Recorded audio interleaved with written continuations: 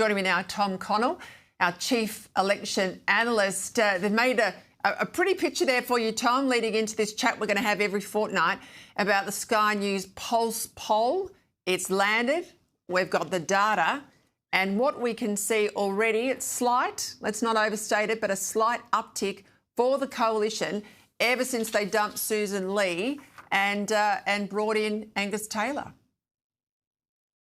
It is slight, Peter, but remember, this just happened. So it's not like things are all that settled when voters are being asked about this. Let's have a look, first of all, at the primary vote. And we're looking at the change here compared to our last poll when, as you say, Sussan Ley was leader. So the primary vote coming in, Labor is actually slightly down as well, so down from 30 to 29. But the big movement, as you mentioned, One Nation loses 4%, and the Coalition basically picks up almost all of that to go from 19 to 22. So, you know, it's sobering. They're still behind the Coalition One Nation, but there is some movement. Where there's better signs as well is digging a little bit deeper. So Sussan Ley, the final poll with her, our Sky News Pulse poll, the final one with Sussan Ley's net satisfaction showed just how dire things had become. As you can see here, total number of people saying she was doing a satisfactory job, 22%, but 62 dissatisfied. So net minus 40. That is depth I haven't seen any leader plumb in Australian politics.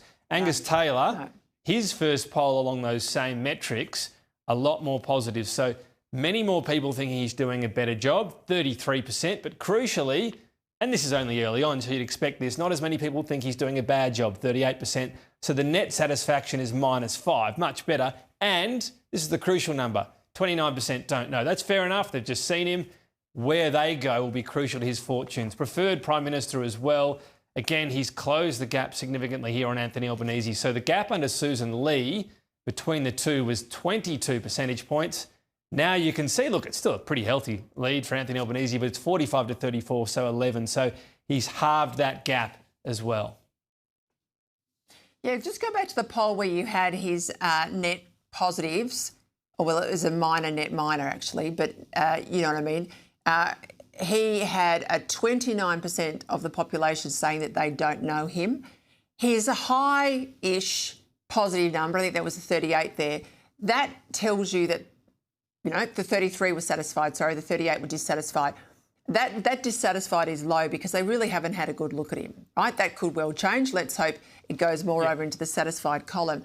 But the 29% don't know. That's what I would really like if I was sitting in his office. I'd like the fact that you've got 29% of the population out there that have an open mind as to your boss, right? So it's your job now to colour in the lines they've got around him, to move him into that satisfied column.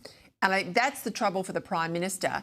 He has been around long enough as opposition leader and obviously as Prime Minister for people to have a good look at him. And for many people, they'll have formed a view that will be hard to shift. Taylor, on the other hand, has got basically an open paddock to kick in, and this will be his opportunity, particularly as they lead into the budget cycle. And given his background in business, given his background in the Parliament, this should be an area where he is on strong ground. And Anthony Albanese, he was minus 18 on a net before this poll. He's now minus 14. So that's the opportunity for the Coalition. They're not going up against a popular person. On the flip side, Anthony Albanese's managed to win enough votes, especially two-party preferred, whilst being unpopular. But yeah, so that's 29%. That's the opportunity, as you say. But yeah, minus 5. He's actually theoretically much more popular than the Prime Minister, albeit, as you say, Peter, that's what's going to tip things one way or another, what the 29% decide over the next few weeks, months, maybe years. And he's pushing hard on immigration.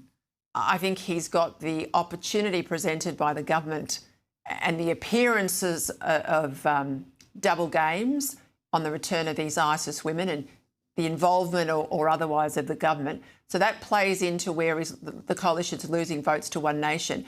One Nation, though, Tom, you know, they have not flamed out. They're still strong. They're still ahead of the Coalition by 2 points on primary. 24 is a strong result for a minor party that really hasn't, you know, entered the frame in terms of government advertising. It doesn't have the megaphone that the opposition or the Prime Minister has. So give me your analysis on One Nation's numbers. Well, interesting to see where their vote's coming from. What we've compared here is the 2025 election So people that voted at the 2025 election, which of them have gone to One Nation? Now, this was before Angus Taylor, 15% from Labor. That might be higher than some people think. So 15% of people who voted Labor last election are now saying they'll vote One Nation. Look at that figure, though, 38% Coalition, 11% Greens. So who knew there was a Venn diagram? But there is between Greens and One Nation. Then a pretty high number from Independents and others. So clearly soaking up vote there, which is we don't like the major parties. Where has that gone since Angus Taylor? We'll bring you an update of that now. So that Labor figure has actually dropped for One Nation, interestingly enough.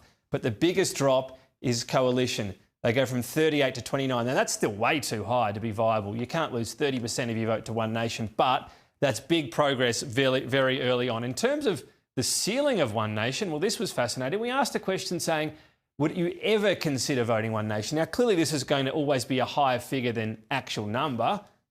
All the same, 48%, nearly half the nation saying they could vote One Nation one day. I mean, we would not have been saying that 6 to 12 months ago. That's where it is.